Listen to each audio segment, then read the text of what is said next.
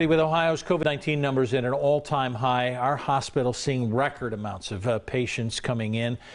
Parents are now wondering, what do you do if my kid gets sick? That's right. NBC4's Danielle Grossman live in the newsroom. Danielle, what is the first thing a parent should do if they suspect COVID-19? All right, guys. Well, this is just a reminder for parents out there. They shouldn't rush their children to the ER or the hospital right now, especially as numbers continue to climb along with the spread of COVID-19. Now, physicians say the first thing they should do is call the doctor and try to get their child a COVID-19 test. More and more children are getting infected with COVID-19, but are also still less likely to be hospitalized. For the most part, children who do get COVID do pretty well with it and do not have high severity of illness.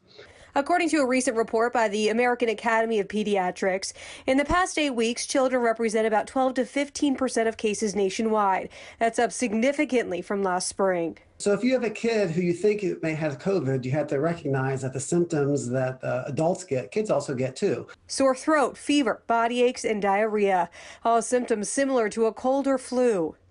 If you think your kid has COVID, you want to keep the kid at home, obviously.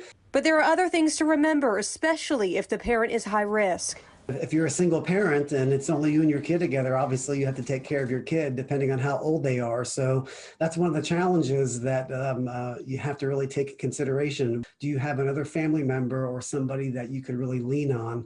And as we patiently wait for the COVID-19 vaccines, keeping a close eye on our children may be even more important than before.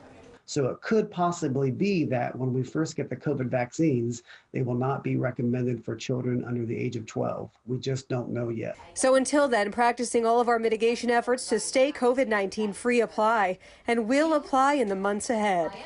And the same thing that we do in the adult world also applies to kids too. All right, so I did talk to Nationwide Children's Hospital, and they say they're not having the same issues as our other emergency rooms in the area, which is a good thing. So according to Dr. Gastaldo, if your child is gasping for air or short-winded, drop what you're doing, bring them to an emergency room to be evaluated. In the newsroom, Danielle Grossman, NBC4.